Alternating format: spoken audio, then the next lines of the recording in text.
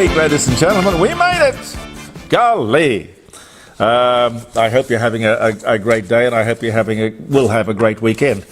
Jeremy Cordo with you, Peter Clayton behind the camera, in the garage, the court of public opinion, for another week. Birthdays and then some of the stuff of the day. And you're viewing us, perhaps, well, if you're viewing us, it's on Facebook, but if you're listening to us, it's a podcast, and I have no idea what the platform is that you are listening to us on.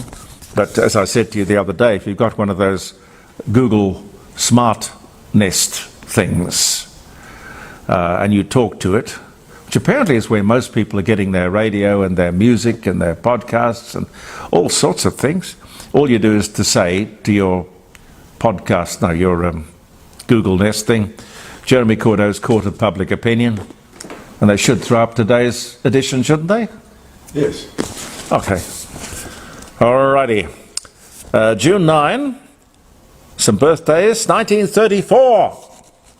Happy birthday to Donald Duck. The famous fowl. Probably the most famous fowl. Famous fowl. Lovely fellow, Donald Duck. I don't know who the voice was of Donald Duck. Was it Mel Blanc? I believe so. Yeah. Maybe Mel Blanc. Why did they dress him in a sailor suit, I wonder? The ducks don't wear sailor suits. Didn't have any pants on, just the top.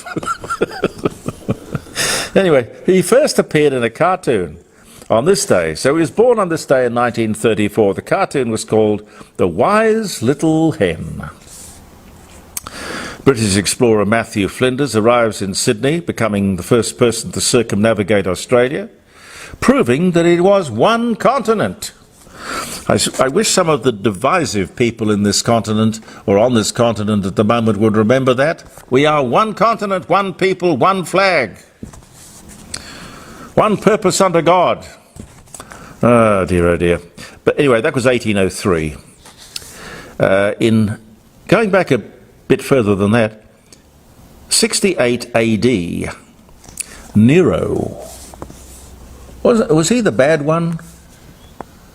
No, that was Caligula, wasn't it? Yes. Yeah. Anyway, Nero, he was the one that fiddled while Rome burnt. Nero, Emperor of Rome, 45 to 68. He commits suicide. He was only 31, imploring his secretary to slit his throat to avoid a Senate-imposed death by flogging. George and Patty Harrison were divorced in 1977. Two people are rescued after falling into a tank of chocolate at the Mars M&M factory in Pennsylvania. Be a good way to die, I think. Well, it'd be a good way to die, but you know, you could just think of the jokes, and you could think of the the funeral and what they might put on the headstone. Gee, 2022. How would you fall into a tank of chocolate? 1549. The Book of Common Prayer is adopted by the Church of England. Michael J. Fox, the Canadian actor, author, comedian, activist, Family Ties, Back to the Future, Teen Wolf, born in Edmonton, Alberta in 1961. Adam West, William West Anderson was his real name, American actor, Batman, Last Precinct. He dies from leukemia at the age of 88. He was in a couple of Blue movies too, but we won't go there. That was 2017. The first rocket-powered aircraft designed and patented by Robert Goddard in 1931. Gee. Warner Brothers cartoon, A Gruesome Twosome, premieres in 1945. All sorts of interesting stuff. James Last, the German-born composer and big band leader, he dies at 86 in 2015. James Last, I think, was the brother of Horst Jankowski, I think. He had a famous brother, I remember that. Robert Donay, the English actor. Goodbye, Mr. Chips. That was the thing I loved him in. He was only 39. 39 Steps was another one of his movies. He died at 53 in 1958. And Cole Porter, American composer and lyricist, Anything Goes, Night and Day, I've Got You Under My Skin. Who was that Australian that did a beautiful version of I've Got You Under My Skin? Shearston, Gary Shearston, who was a folk singer.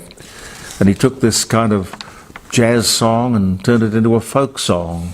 Very memorable. If you ever get a chance to hear Gary Shearston sing I've Got You Under My Skin. Beautiful, beautiful song. Anyway, he was born, Cole Porter, he was born in Paru, Indiana. He died in 1964, but born this day in 1891. Did I get in ahead of you there? No, it's just about... You were just about to stand up and call it a day. Can you imagine? I saw this the other day and I really just struck me as crazy. 2023 in Adelaide, big city, wonderful hospital, best in the world. Can you imagine being stuck in the back of an ambulance outside a huge modern metropolitan hospital in a city like Adelaide for 7 hours? The government says things will get better.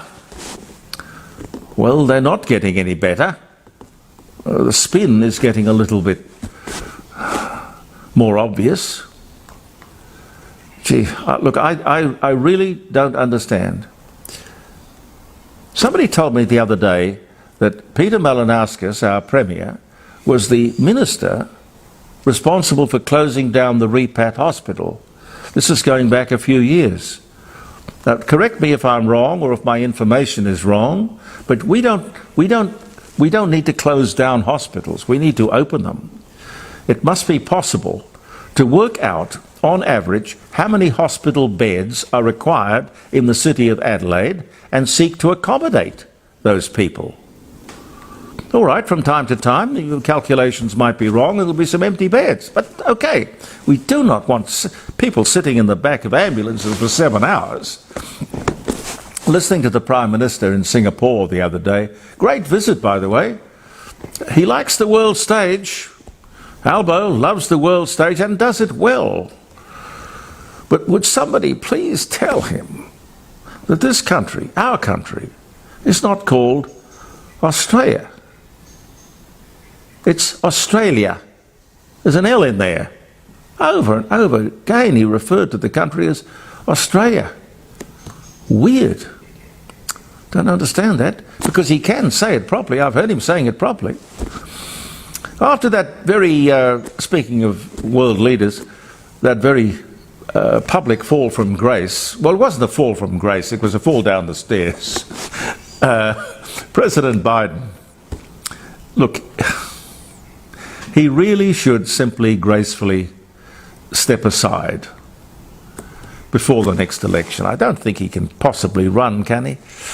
And that's still getting on for 2 years away. He's a very frail man. He looks frail. Well, he is frail. Can you imagine somebody leading up to the next presidential election, which, as I say, is still some time off, so they've got time to do it, and there may be more gaffes, but somebody is going to put together all those gaffes and stumbles up the stairs and down the stairs, and calling Canada and China, standing there beside Prime Minister Trudeau. It's lovely to be in China. All those things, they'll just stick them all together in a kind of a reel. It's just made for the political assassination by the media. Do you know how they love to do that? NASA, for all that it's got on its plate, and has on its plate has had there for years and years and years, has had this big talk fest about UFOs, unidentified flying objects, which they were very actively saying didn't exist for more years than I can remember. I want to go back and dig up some stuff on that, because I don't think from what I read they were saying that there was any evidence that they existed, but they weren't poo-hooing the idea at all. I mean, it's fanciful, isn't it, really, that here we are in this blue planet, quite different to every other planet that we ever get to see or imagine. Hard to imagine us being the only in the entire universe, the galaxy and the galaxies beyond the galaxies. It's hard to imagine that we would have the conceit to imagine that we were the only people. Anyway, let me look it all up, because I'm sure there's some fun facts in there. Speaking of fun facts, 100 weather stations on the east coast of Australia have recorded the coldest temperatures ever. There's one for global warming. I don't know where the media report was on that. Nowhere. It doesn't fit the narrative, the rhetoric. The anti-demonstration legislation, you would have heard, has passed, and so it should. There's no way we should allow people, for any reason, to disrupt society in the name of anything, in my opinion. There are just too many ratbags out there. Let the courts sort it out.